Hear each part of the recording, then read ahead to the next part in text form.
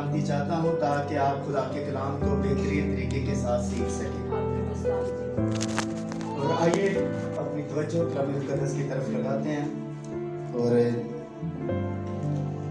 बड़े ध्यान के साथ, बड़ी तवज्जो के साथ खुदा के कलाम को सुनिए। दानियल की किताब, उसका 9वां बाब और उसकी 20वीं आयत से हम पढ़ेंगे। दानियल की किताब, उसका 9वां बाब और उसकी 20वीं आयत के अंदर लिखा है, और जब मैं ये कहता और दुआ करता और अपनी कौम इसराइल के गुनाहों का इकरार करता था, तो खुदावंद अपने खुदा के हुजूर अपने खुदा के कोई मक़दस के लिए मुनाजात कर रहा था। हाँ, मैं दुआ में ये कह ही रहा था कि वही शख्स जब्राइल जिसे मैंने शुरू में रोया में देखा था, हुक्म के मुताबिक तेज़ परवाज़ी करता हुआ आया और शाम की कुर्बानी गुजराने के वक्त के करीब मुझे छुआ, और उसने मुझे समझाया और मुझसे बातें की और कहा, ऐ दानियल, मैं अब इसलिए आया हूँ कि तुझे दानिश और फ़हम बख्शूँ। तेरी मुनाजात के शुरू ही से हुक्म सादिर हुआ और मैं आया हूँ कि तुझे बताऊँ, क्योंकि तू बहुत अजीज़ है। बस तू गौर कर, रोया को समझ ले। तेरे लोगों और तेरे मुकद्दस शहर के लिए 70 हफ्ते मुकर्रर किए गए कि खताकारी गुनाह का खात्मा हो जाए और बदकिरदारी का कफारा दिया जाए और अब्दी रास्तबाजी कायम हो, रोया और नबूवत पर मोहर हो और पाक तरीन मुकाम मंसूख किया जाए। बस तू मालूम कर और समझ ले कि यरूशलेम की बहाली और तामीर का हुक्म सादर होने से मंसूख फरमा नवा तक 7 हफ्ते और 62 हफ्ते होंगे, तब फिर बाजार तामीर किए जाएंगे और फसीर बनाई जाएंगी। मगर मुसीबत के अयाम में 62 हफ्तों के बाद वो ममसूक कत्ल किया जाएगा और उसका कुछ ना रहेगा, और एक बादशाह आएगा जिसके लोग शहर और मक़दस को मस्मार करेंगे और उसका अंजाम गोया तूफान के साथ होगा।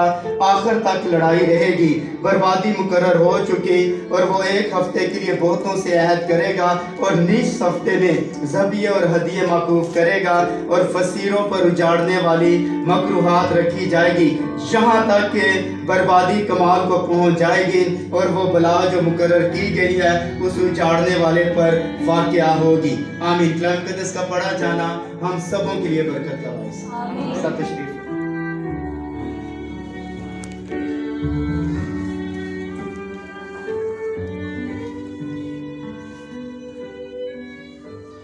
आज थोड़ी देर के लिए हम इस बात के ऊपर गौर करने जा रहे हैं। आज का जो हमारा अनवान, आज का जो हमारा टॉपिक है वो है, ये है द 70 वीक ऑफ डैनियल, यानी दानियल के 70 हफ्ते। और इसको हम 2 हफ्ते 2 त्यौहार जो है हमने इसके ऊपर गौर किया, और आज इसको मज़ीद आगे बढ़ाएंगे ताकि आप दानियल के 70 हफ्तों को अच्छे तरीके के साथ आप सीख सकें। तो इसमें हमने देखा कि दानियल ने जब रोया देखी तो उस वक्त तकरीबन कितने पीरियड गुजर चुका था। जब दानियल यिर्मयाह की स्टडी कर रहा था तो उस वक्त स्टडी करते करते टाइम बहुत हो गया, तो वक्त बीत गया। तो उस वक्त जब इसने हिसाब लगाना शुरू किया, उस वक्त तकरीबन कितने साल असीरी में गुजर चुके थे? 68, यानी 68 साल असीरी में गुजर चुके। और फिर असीरी के अंदर ही उन्होंने मुतालिया किया कि दानियल ने कितने हफ्ते मुकर्रर किए थे? 70 हफ्ते मुकर्रर किए थे। और इन 70 हफ्तों के दौरान क्या क्या होगा इसके बारे में हमने गौर किया, और उसके बाद इसके अंदर जो अजीम काम होंगे वो 6 जो अजीम काम थे वो ये थे, यानी खताकारी का खात्मा हो जाएगा, और उसके बाद गुनाह का खात्मा, खताकारी का खात्मा, गुनाह का खात्मा, बदकिरदारी का कफारा, अब्दी रास्तबाजी कायम करना, रोया और नबूवत पर मोहर, और पाक तरीन मुकाम को याद रखे मसा किया जाएगा। तो ये सारी बातें हमने पिछली बार हमने इनके ऊपर गौर किया, मैंने इनके आपको रेफरेंस भी दिए। और उसके बाद हमने देखा कि दानियल के 70 हफ्तों को कितने हिस्सों में तकसीम किया गया? 3 हिस्सों में तकसीम किया गया। कितने हिस्सों में? 3 हिस्से। और 3 हिस्से कौन कौन से थे?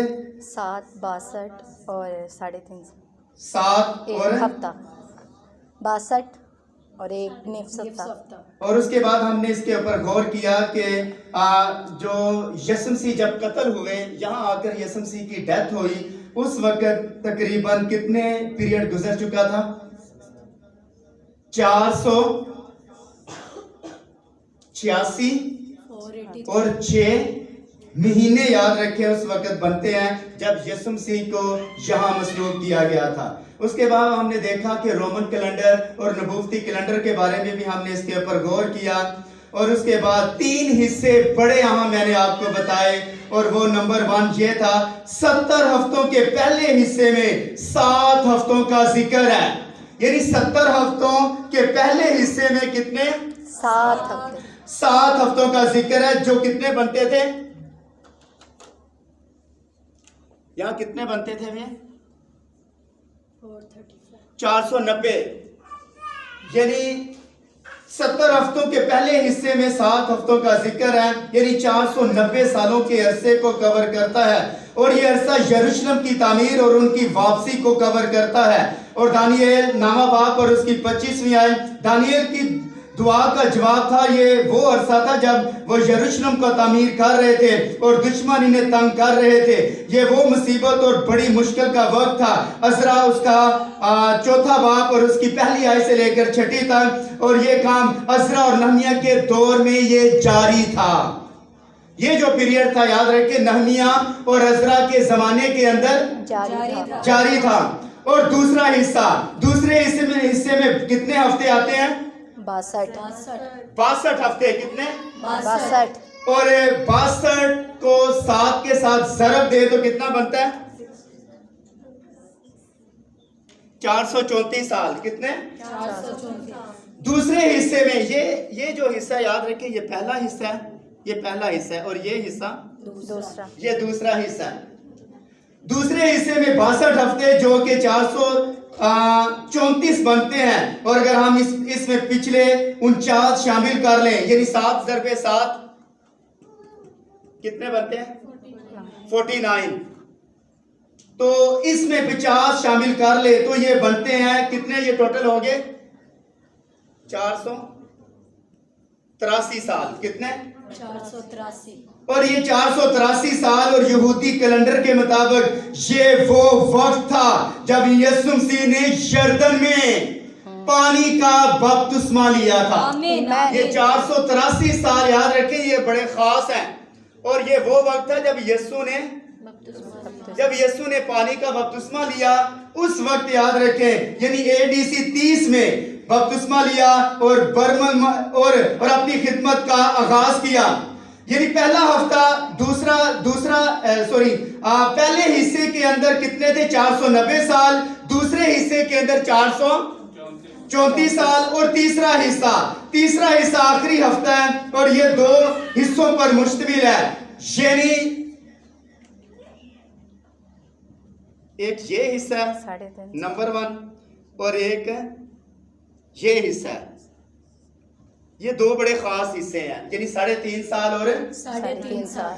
3.5 साल और 3.5 साल। इसको याद रखें, बहुत सारे डिनोमिनेशंस के लोग, तंजीमी लोग याद रखें, वो ये कहते हैं कि 7 साल रह गए हैं इसराइल के टोटल। लेकिन बाइबल मुकद्दस के अंदर हमने देखा, बड़ी तफसील के साथ हमने इसके ऊपर गौर हम कर रहे हैं ताकि आपको पता चल जाए कि 3.5 साल हैं या फिर 7 साल रह गए हैं। तो इसके ऊपर खुदा ने चाहा तो हम मजीद ये बात हम इसको जारी रखेंगे। और सुनिए, दानियल नामा बाप 26 आयत के मुताबिक एक बादशाह आएगा जिसके लोग शहर और मुकद्दस को मस्मार करेंगे। ये कौन है? ये रोमी, याद रखिए, ये रोमी गवर्नमेंट की तरफ से जनरल तीतस और उसकी फौजें हैं। और सन 70 के अंदर, यानी AD 70 के अंदर, सन 70 के अंदर यरूशलेम को बुरी तरह मस्मार किया गया। सन 70 के अंदर यीशु मसीह के आसमान के जाने के बाद जब सन 70 आया, पता है जब यीशु मसीह की पैदाइश हुई तो कैलेंडर कहां से शुरू होता है? कैलेंडर कहाँ से शुरू होता है? कैलेंडर का जो सिस्टम है याद रखें यीशु मसीह से 00 से शुरू होता है। यानी पहली सदी, दूसरी सदी, तीसरी सदी, और जब यीशु मसीह आया तो यीशु मसीह से लेकर सन 70 तक याद रखें। मैं आपको बताता हूँ कि यीशु मसीह ने पेशन गोई की थी। मत्ती की इंजील मेरे साथ निकालें, इंजील और उसका 23वां बाब और उसकी 37 आयत, और इसी तरह लूका की इंजील उसका 19वां बाब मेरे साथ आप निकाल कर रखें, उसको भी हम पढ़ेंगे। 19वां बाब और उसकी 41वीं आयत, यानी मत्ती की इंजील उसका 23वां बाब और उसकी 37 आयत के अंदर लिखा है, ए यरूशलेम तू जो नबियों को कत्ल करती और जो तेरे पास भेजे गए हैं उनको संसार करती है। कितनी बार मैंने चाहा कि जिस तरह मुर्गी अपने बच्चों को अपने परों तले जमा कर लेती है, उसी तरह मैं भी तेरे लड़कों को जमा कर लूं, मगर तुमने ना चाहा। देखो तुम्हारा घर तुम्हारे लिए वीरान छोड़ा जाता है। देखो तुम्हारा घर तुम्हारे लिए है। यरूशलेम तू जो नबियों को कत्ल करता और जो तेरे पास भेजे गए हैं उनको संसार करता है। कितनी बार मैंने चाहा कि जिस तरह मुर्गी अपने परों तले अपने बच्चों को जमा कर लेती है, मैं भी तुझे जमा कर लूं, मगर तुमने ना चाहा। मैंने तो कोशिश की लेकिन तुमने ना चाहा, और अब तेरे साथ होगा क्या? लूका की इंजील 19वां बाब मेरे साथ निकालें। लिखा, जब नजदीक आकर शहर को देखा तो उस पर रोया। किसके ऊपर? शहर के ऊपर। और शहर के लोगों ने क्या किया? शहर के लोगों ने उसके साथ क्या किया? कबूल ना किया। जब नजदीक आकर शहर को देखा तो उस पर रोया और कहा, काश कि तू अपनी उसी दिन में सलामती की बातें जानता, मगर अब वो तेरी आंखों से छुप गई हैं, क्योंकि वो दिन तुझ पर आएंगे कि तेरे दुश्मन तेरे इर्द गिर्द मोर्चा बांधकर तुझको घेर लेंगे और हर तरफ से तंग करेंगे, और तुझको और तेरे बच्चों को जो तुझ में है जमीन पर दे पटकेंगे, और तुझ में किसी पत्थर पर पत्थर बाकी ना छोड़ेंगे, इसलिए कि तूने उस वक्त को ना पहचाना जब तुझ पर निगाह की गई। और जब यीशु मसीह जमीन के ऊपर आए, उस वक्त यीशु मसीह यरूशलेम की गलियों के अंदर, गलियों में और बाजारों में और घरों में और शहरों में और मुल्क के अंदर मनादी कर रहा था, लेकिन लोगों ने कलाम को रद्द किया। और मैं आज आपको बता, जो हर जमाने के अंदर जिस कौम ने कलाम को रद्द किया है, उसका अंजाम जनरल तीतस ने याद रखे सन 70 के अंदर यरूशलेम की ईंट से ईंट बजा दी। उनके छोटे छोटे बच्चों को याद रखे हाथ से पकड़ पकड़ कर पत्थरों के ऊपर मारा और उनके ऊपर जुल्म किया, हैकल को जला डाला और बुरी तरह मसमार किया। और इस तरह उन्होंने, जनरल तीतस ने याद रखे, यरूशलेम की ईंट से ईंट बजा दी। वजह यह हुई कलाम को रद्द किया। जब आप कलाम को रद्द करते हैं, खुदा आपकी ईंट से ईंट बजा देगा। सच है। कलाम को सर रद्द ना करें, इसे एक्सेप्ट करें। ये खुदा का कलाम है। आप जितना मर्जी याद रखे भाग लें, लेकिन कलाम बड़ा खासो खास है। याद रखें ये कलाम, जिस कौम ने और जिस याद रखें आज शख्सियात ने कलाम को रद्द किया, उसको याद रखे बुरी तरह वो मसमार किया गया, दुश्मनों के हवाले किया गया। और आज अगर आप खुदा के कलाम को रद्द करते हैं, खुदा आपको इब्लीस के हवाले कर देता है। और जब आप इब्लीस के हवाले हो जाते हैं, फिर आप नालायक हरकतें करते हैं, फिर आप हरामकारी करेंगे, ज़नाकारी करेंगे, शहर परस्ती करेंगे, बुत परस्ती करेंगे, बुरे काम आप करते रहेंगे, और कोई ना होगा कि आपको समझाए और आपकी औलाद को समझाए भी, क्योंकि आपने खुदा के कलाम को रद्द किया। क्या समझे? आमीन। इसलिए उन्होंने एडी में 70 में यरूशलेम पर हमला किया और हैकल को बर्बाद कर दिया। और ये इसलिए हुआ क्योंकि यहूदियों ने अपने मसीहा को रद्द कर दिया, अपने मसीहा को रद्द किया। और ये वाकया मत्ती की इंजील 21वां बाब उसकी 37 और 41 आयत के अंदर दर्ज है। और 22वां बाब और उसकी पहली आयत से लेकर 7वीं आयत तक यहूदियों ने लिखा है, एक पाकिस्तान एक मालिक ने लगाया और उसके अंदर किसको भेजा? पहले नौकरों को भेजा। उन्होंने मारा कूटा और इस तरह उन्हें जलील किया और उन्होंने कहा कि मैं अपने प्यारे बेटे को भेजूंगा, शायद उसका लिहाज करे। लिखा है उन्होंने कहा ये है घर का मालिक। लिखा है उन्होंने उस मालिक को, घर के मालिक यानी उसके बेटे को मारा और उसे कत्ल कर डाला। उसने कहा जब मालिक आएगा इनके साथ क्या करेगा, जिन्होंने खुदा के कलाम को रद्द किया। और उसके बाद उन्होंने एक स्टेटमेंट दी है जहां से याद रखें ये सिलसिला, आप खुशनसीब हैं कि ये जो मैं आपको बात बता रहा हूं, ये सिलसिला याद रखें यहां आकर कट गया। जब यहूदियों ने खुदा के कलाम को रद्द किया उसके बाद याद रखें क्या हुआ, तब से खुदा यहूदियों से कोई डीलिंग नहीं कर रहा, क्योंकि उन्होंने कहा, पता है यहां आकर जब यीशु मसीह इस जगह के ऊपर थे, यहूदियों ने क्या बोला था? इस्राएल के लोग क्या कहते उसे, क्या कह रहे थे?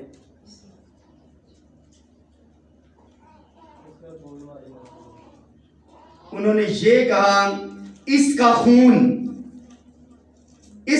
हम और हमारी औलाद की गर्दन पर हो।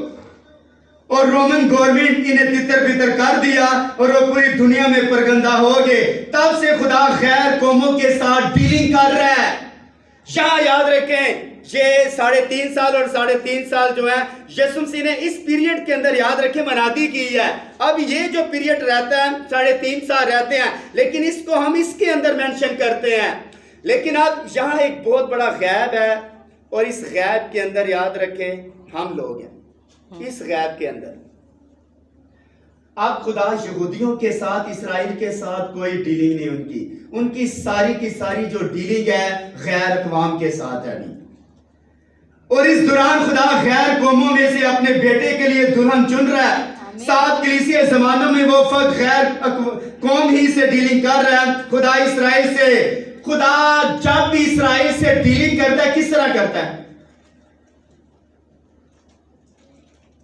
जब खुदा इसराइल से डीलिंग करता है तो बतौरे याद रखिए कौम करता है, बतौरे कौम। लेकिन जब वो गैर कौम के साथ डीलिंग करता है तो वो किस तरह कर रहा है? अब किस तरह करता है? इंडिविजुअल कर रहा है। अब खुदा इंफरादी तौर पर याद रखे, कभी हनीफ साहब को चुन लिया, कभी पास्टर साहब को, कभी माइकल साहब को, कभी किसको, कभी किसी को याद रखे चुन रहा है इंफरादी तौर पर अकेले खुदा। इसी तरह जिसने उसने बंसी याद रखे, बंसी के जरिए से एक सिंगल मछली उसने पकड़ी और उसके बाद औरत याद रखे सुखार के कुएं के ऊपर बैठी हुई थी, वहां याद रखे उसकी जिंदगी तब्दील किया। यानी वन बाय वन याद रखे खुदा काम कर रहा है। अब लेकिन खुदा इसराइल के साथ बतौरे कौम काम करता है, लेकिन गैर कौमों के साथ खुदा इसराइल से बतौरे कौम डीलिंग करता है, मगर गैर कौम से बतौरे लोग। इसलिए दानिएल के इस आखिरी हफ्ते में गैब है, यानी हम ना तो 7 से 62 हफ्तों के अंदर हैं और ना ही याद रखे 3.5 साल के अंदर है। हमारा जो अभी पीरियड जो अभी जारी है, ये याद रखे हम इस पीरियड के अंदर और इस गैब के अंदर, इस बड़े गैब के अंदर है। और ये जो पीरियड है याद रखिए ये आने वाला है, यानी 3.5 साल जो है 1260 जो दिन है ये आने वाले हैं। लेकिन इसके अंदर हम रह रहे हैं। खुदा जो डीलिंग कर रहा है, खुदा इसराइल के साथ कोई डीलिंग नहीं है, खुदा अब गैर कौमों के साथ डीलिंग कर रहा है। इसलिए तो उसने कहा कि बाइबल मुकद्दस के अंदर यीशु मसीह ने कहा कि जिस तरह शलोक का बुर्ज गिरा और 18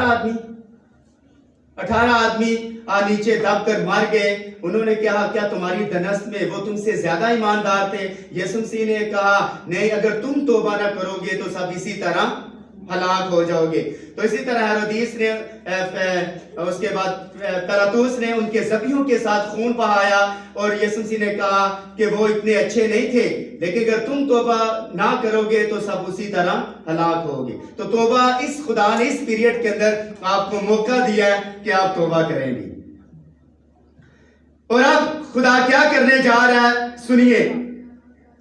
3.5 साल पहले और 3.5 साल बाद में और इस बीच में ये गैब है ताकि गैर कौम से दुल्हन ली जाए। 70वें हफ्ते का आखिरी आधा हिस्सा जैसे ही गैर कौम की दुल्हन तैयार हो जाएगी वो आसमान के ऊपर उठाई जाएगी। आमीन। और इसके बाद खुदा वापस इस्राएल से डीलिंग करना शुरू कर देगा।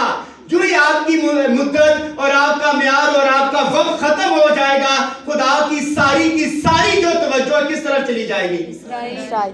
और अभी किस तरफ है? गैर हमारे।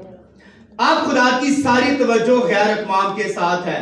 गैर अक़वाम के यहूदियों के अलावा जितने भी दुनिया के अंदर है वो सारे के सारे गैर अक़वाम है और खुदा उनके साथ डीलिंग कर रहा है।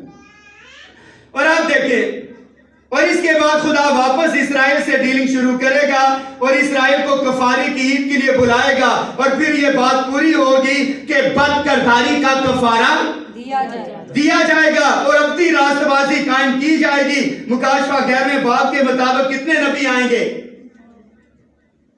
2। जब आप उठाए जाएंगे, आसमान के ऊपर चले जाएंगे, कितने नबी आएंगे? 2। कौन कौन से? एलिया और मूसा। और इसकी 2 याद रखें, भाई ब्रहणम ने इसके ताल्लुक से 2 बातें की हैं कि शायद 2 आदमी हो और उनके ऊपर एलिया और उसका मसा हो, मूसा का मसा हो, और ये भी है कि वो दोनों याद रखे आकर खिदमत करेंगे। तो दार हकीकत दोनों ही याद रखे ये खिदमत करेंगे और आकर लोगों को यीशु मसीह के बारे में बताएंगे कि दार हकीकत वही हमारा असल रहनुमा और असल हमारा मसीहा वही है। उन्होंने अपने मसीहा को और मसाया को उन्होंने मार डाला, लेकिन वो उनकी आंखों के ऊपर क्या थी? अगर वो जानते कि ये हमारा मसीहा है, वो कभी भी याद रखे अपने मसीहा को मारते ना भी। और इस बात को सुनिए, अपनी रास्तबाजी कायम की जाएगी और मुकाशफा 11वें बाब के मुताबिक 2 नबी आएंगे और 1,44,000 यीशु की इंजील की मनादी को कबूल करेंगे, यानी एलिया और मूसा। अब 2 बंदों का ये जो काम है ये बड़ा खासो खास है। ये 2 बंदे किसकी मनादी करेंगे? ये है कौन? वैसे नबी है, लेकिन किन के? इस्राएल के। ये किसकी मनादी करेंगे?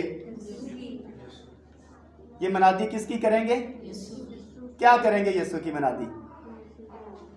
और करेंगे किन के अंदर? इस्राएल के अंदर। ये इस पीरियड के अंदर नहीं आ सकते। इस पीरियड के अंदर, गैर अक़वाम के पीरियड के अंदर ये 2 नबी नहीं आ सकते। ये आएंगे इस पीरियड के अंदर, यानी 3.5 साल जो रह गए हैं इनके अंदर आकर 1,44,000 को याद रखे ये बचाएंगे। 1 लाख ये सिलेक्टेड लोग हैं। ये आज सिलेक्टेड, ये इनकी सिलेक्शन ये मूसा और एलिया नहीं करेंगे। इनकी जो सिलेक्शन है ये बनाई आलम से खुदा ने पहले ही कर रखी है। और देखें, ये बड़ी मुसीबत का दौर होगा और ये 2 नबी एलिया और मूसा होंगे। एलिया नबियों की नुमाइंदगी करता है। एलिया किसकी नुमाइंदगी करता है? नबियों की। और मूसा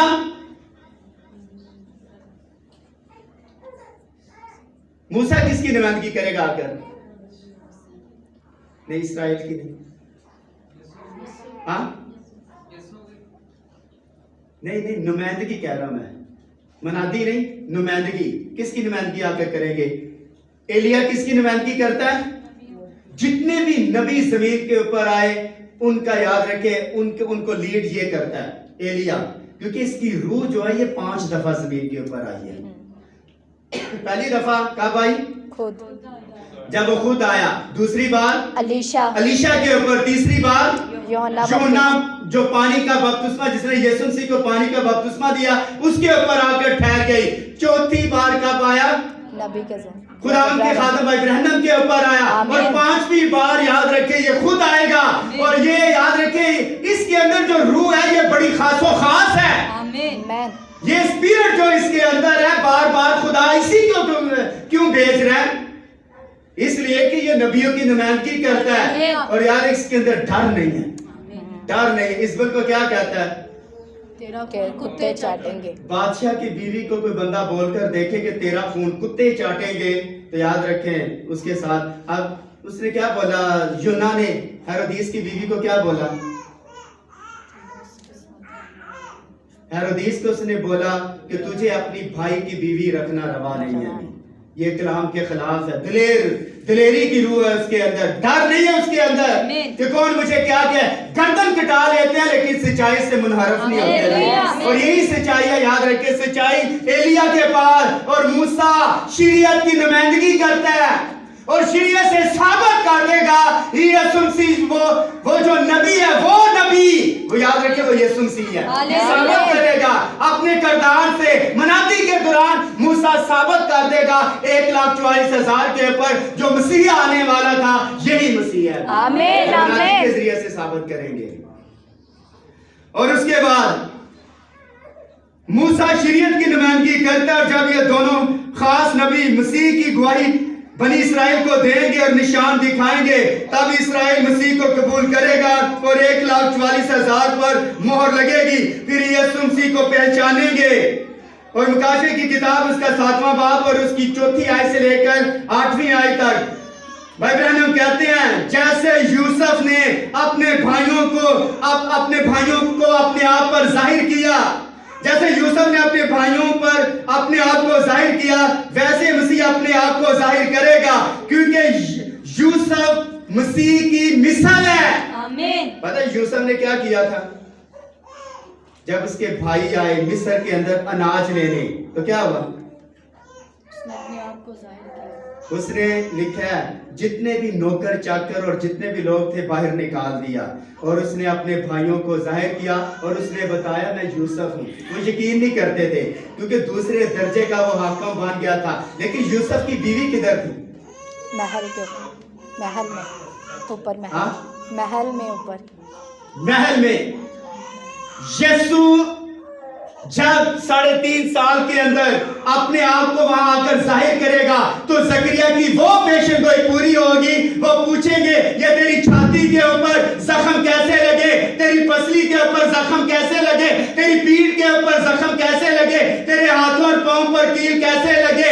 और वो दिखाएगा ये वो जख्म है जो मेरे भाइयों ने दिए। ये वो जख्म है जो मेरे लोगों ने दिए। ये वो जख्म है जो ये कहते थे तेरा खून हम और हमारी औलाद की गर्दन के ऊपर है। ये वो लोग थे।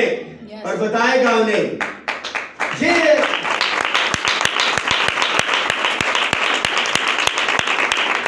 और यही हकीकत है। याद रखें, दुल्हन कहां, उसकी दुल्हन कहां थी? जब यूसुफ ने अपने भाइयों के ऊपर अपने आप को जाहिर किया तो उसकी दुल्हन कहां थी? महल में।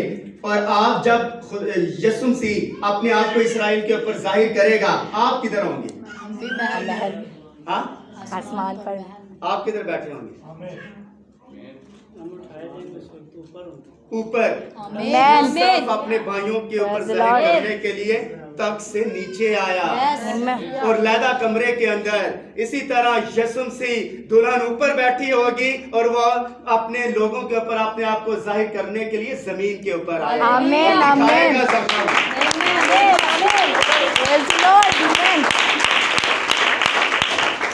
और उसके बाद जब यूसुफ ने अपने आप को भाइयों पर जाहिर किया तो उसकी दुल्हन कहां थी? पीछे महल में। इसी तरह जब मसीह अपने आप को भाइयों पर जाहिर करता तो गैर कौम की दुल्हन आसमान पर होगी और 3.5 साल की बड़ी मुसीबत को ना देखेगी बल्कि वो बड़े की शादी की ज़ियाफत में होगी। आप उस वक्त ऊपर जश्न मनाते होंगे, ज़ियाफत के अंदर होंगे, लेकिन नीचे अपने आप को जाहिर करने के लिए, यानी आपको आरे लगाकर किधर चला जाएगा?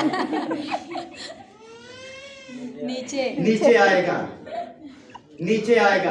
पता जब नई नई शादी होती है तो जो दूल्हा, याद रखे, जो उसकी सहेलियां आती हैं कमरे के अंदर तो वो सहेलियों को आरे लगाकर अपने दोस्तों के पास चला जाता है, कभी उसके पास, कभी उसके पास, कभी वलीमा शलीमा नीचे अटेंड कर रहा है। तो ये बात है कि ठीक इसी वक्त के दौरान मसीह मुखालिफ मसीह अपना अहद यहूदियों से तोड़ डालेगा और फिर रोम अपनी तमाम साथियों और फौजों समेत खुदा परस्त यहूदियों से लड़ने के लिए उठेगा।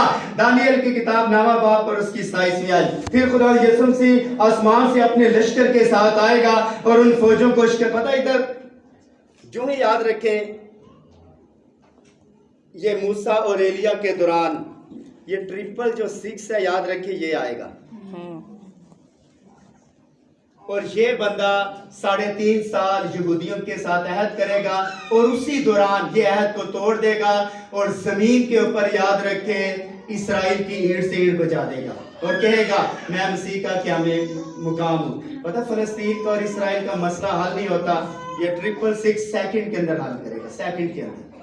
कश्मीर का और पाकिस्तान का मसला और इंडिया का मसला हल नहीं होता, सेकंड के अंदर। लिखा है वो अपनी चतरीली, दानियल की किताब के अंदर लिखा है वो अपनी चतरीली जुबान के सबब से पूरी दुनिया के अंदर अमन पैदा कर देगा, अपनी जुबान के सबब से, और ये काम ये करेगा। लेकिन थोड़ी दिनों के बाद, कुछ ही सालों के अंदर, याद रखिए, यह तोड़ देगा और इसराइल के ऊपर कमांड करेगा, हुकूमत करेगा, और फिर ये 2 गवाहों के ऊपर, याद रखिए, इनको कत्ल करवा देगा। 3.5 साल के बाद ये लोग कत्ल हो जाते हैं।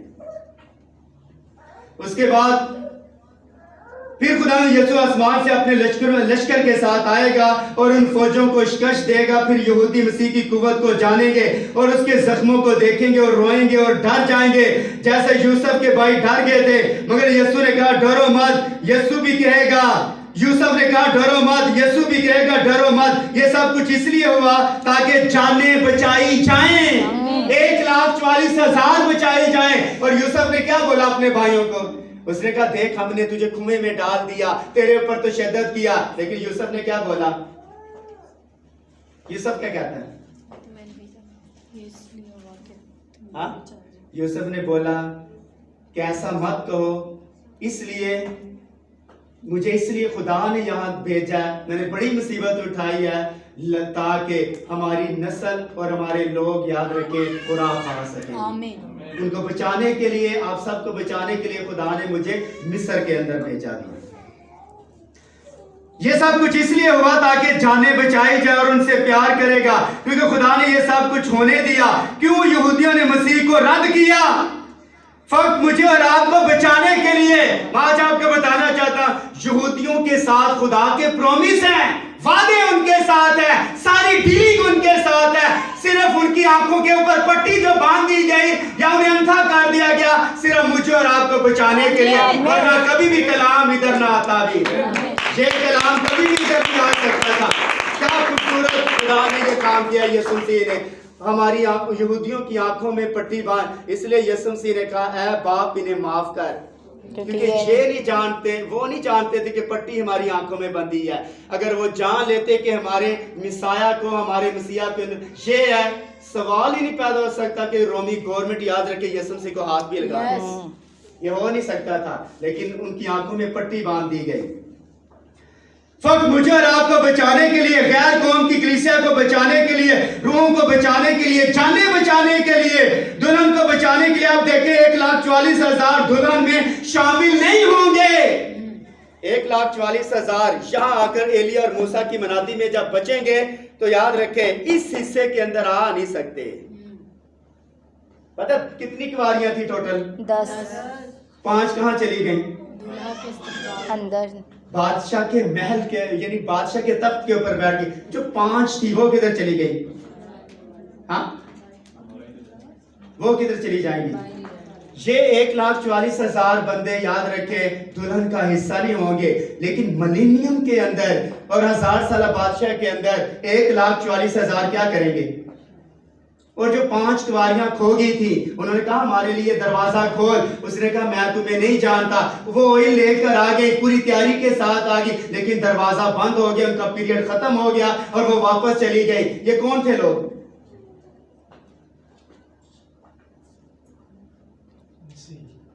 पता है आज तक वो गुम है, आज तक वो 5 कुंवारियां जो है वो गुम है, लेकिन कहां जाकर हमें मिलेंगी? और ये लोग कौन है?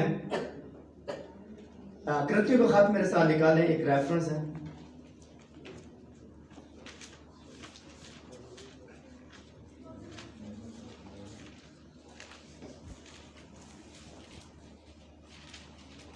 पहला कृतियां उसका 3रा बाब और उसकी 10वीं आयत। पहला कृतियों 3रा बाब और उसकी 10वीं आयत। मैंने उस तौफीक के मुआफिक जो खुदा ने मुझे बख्शी दना ममार की तरह न्यू रखी और दूसरा उस पर अमारत उठाता है। बस हर एक खबरदार है कि वो कैसी अमारत उठाता है, क्योंकि सिवाय उस न्यू के जो पड़ी हुई है वो यीशु मसीह है, वो यीशु मसीह है। कोई शख्स दूसरी नहीं रख सकता। अगर कोई उस न्यू पर सोना या चांदी या बेशकीमत पत्थरों या लकड़ी या घास या भूसे का रद्दा रखे तो उसका काम जाहिर हो जाएगा, क्योंकि जो दिन आग के साथ जाहिर होगा वो उस काम को बता देगा और वो आग खुद हर एक का काम आजमा लेगी कि कैसा है, और जिसका काम उस पर बना हुआ बाकी रहेगा वो अजर पाएगा, और जिसका काम जल जाएगा वो नुकसान उठाएगा, लेकिन खुद बच जाएगा।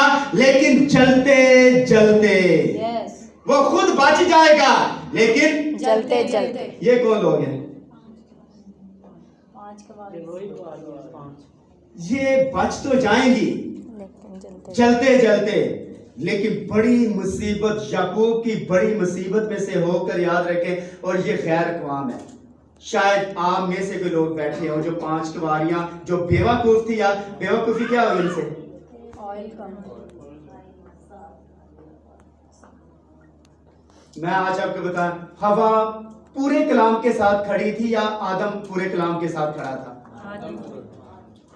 आदम पूरे कलाम के साथ खड़ा था, 100% याद रखे कलाम के साथ खड़ा था। लेकिन हवा है पूरे कलाम के साथ, लेकिन थोड़े कलाम के साथ बीच में उसने याद रखे मेजिश की है। थोड़ा कलाम, आधे कलाम के साथ। और अगर आप आधे कलाम के साथ खड़े हैं, यकीन जाने आप 5 कुंवारियां बेवकूफ कुंवारियां जो आधे कलाम के साथ खड़ी हैं। पता आधे कलाम के साथ कौन खड़ा होता है? कौन लोग हैं जो आधे कलाम के साथ खड़े हैं? ठीक है, आप यहां नारे लगाते हैं, ठीक है आप यहां प्रस्तुत करते हैं, ठीक है आप तालियां बजाते हैं, ठीक है आप सारे काम यहां कर रहे हैं, स्टडी भी ले रहे हैं, कलाम भी सुन रहे हैं, सारे काम कर रहे हैं। लेकिन अगर आप पूरे कलाम के साथ खड़े होंगे तो अपनी बरगजीदगी को साबित भी करेंगे, साबित करें साहब मैं पूरे कलाम के साथ खड़ा हूं भी। मतलब जब आप खुदा का 10वां हिस्सा नहीं देते और बीच में याद रखें आप पूरी याद रखें खुदा की हुजूरी में दयानतदारी के साथ आप खुदा का हदिया नहीं लेकर आते, आप बददयानत है। और बददयानत आदमी याद रखे पूरे ऑयल के साथ नहीं है, पूरी तेल के साथ नहीं है, लेकिन मुबारक है वो जो पूरे तेल के साथ खुदा की हुजूरी के अंदर एंट्री कर गया वो।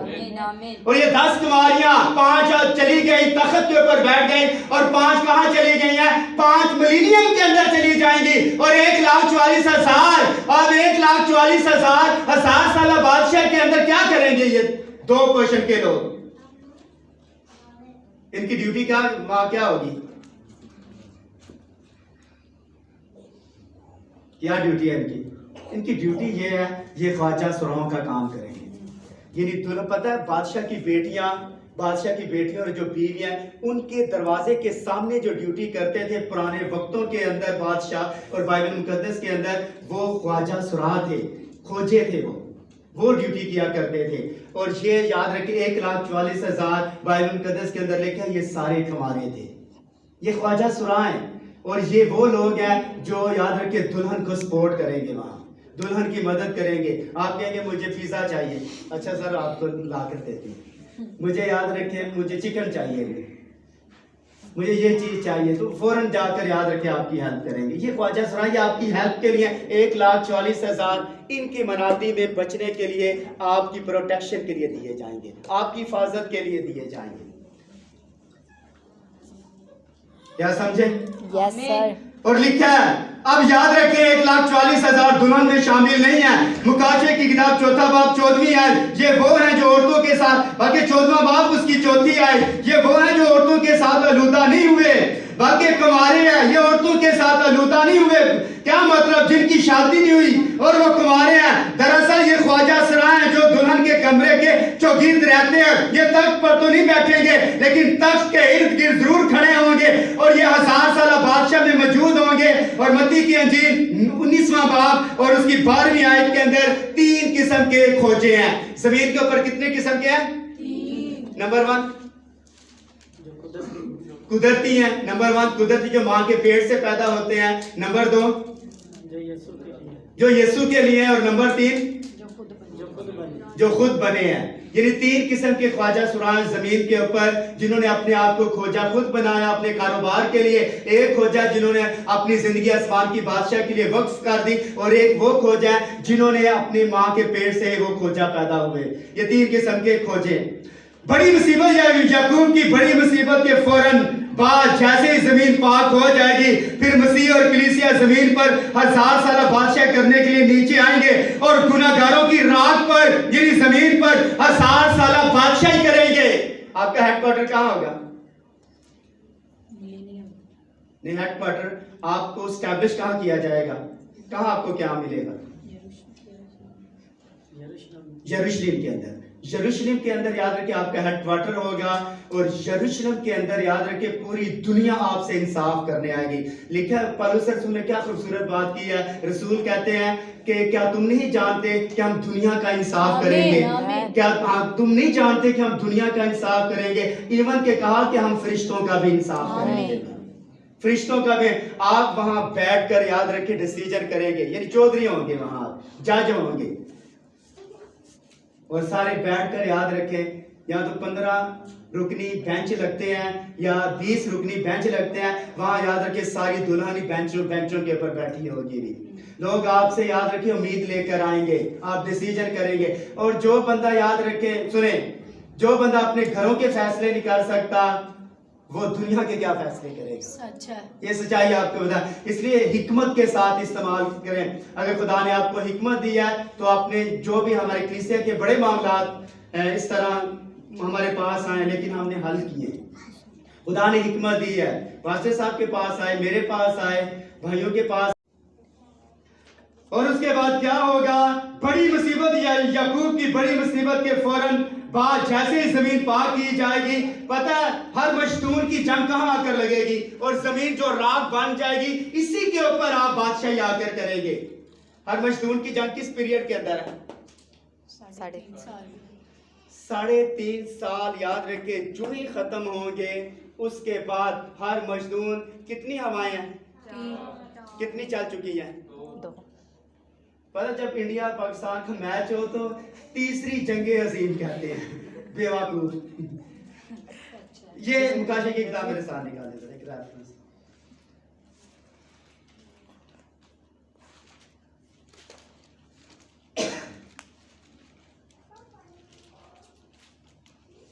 मुकाशे की किताब है उसका 7वां बाब और उसकी पहली आयत।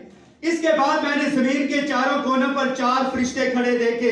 वो जमीन की चारों हवाओं को थामे हुए थे, ताकि जमीन या समुंदर या किसी दरख्त पर हवा न चले। फिर मैंने एक और फरिश्ते को जिंदा खुदा की मोहर लिए हुए मशरिक से ऊपर की तरफ आते देखा, और उसने चारों फरिश्तों जिन्हें जमीन पर समुंदर को जर्द पहुंचाने का इख्तियार दिया गया, बुलंद आवाज से पुकार कर कहा, जब तक हम अपने खुदा के बंदों के माथों पर मोहर ना कर लें, जमीन और समुंदर और 4 दरख्तों को जर ना पहुंचाना। यानी जो खास आयत है वो पहली है। इसके बाद मैंने जमीन के चारों कोनों पर 4 फरिश्ते खड़े, वो जमीन की चारों हवाओं को थामे हुए थे। कितने? 4 हवाएं। इसमें 2 हवाएं चल चुकी हैं, 2 जंगे अजीम हो चुकी हैं, 2 अभी रहती हैं। हर मजदून की जंग और जूझ माजूज की जंग रहती है। और इसी दौरान याद रखें, जूझ माजूज की जंग के बाद याद रखें सफेद तख्त लगेंगे और अदालतें की जाएंगी। खुदावंद आपको बरकत दे और अपने जलाल के लिए इस्तेमाल करें। और मैं आपको बताना, खुदा ने चाहा तो अगली बार यहाँ से हम स्टार्ट करेंगे, ताकि हम 70 हफ्तों का जो पीरियड है इसको हम तरतीब के साथ सीखते जाएंगे। तो कितने लोगों को यहाँ तक समझ आ गई है? तो आइए अपनी आंखों को बंद करते हैं और इस कलाम के ऊपर हम थोड़ी देर गौर करते हैं।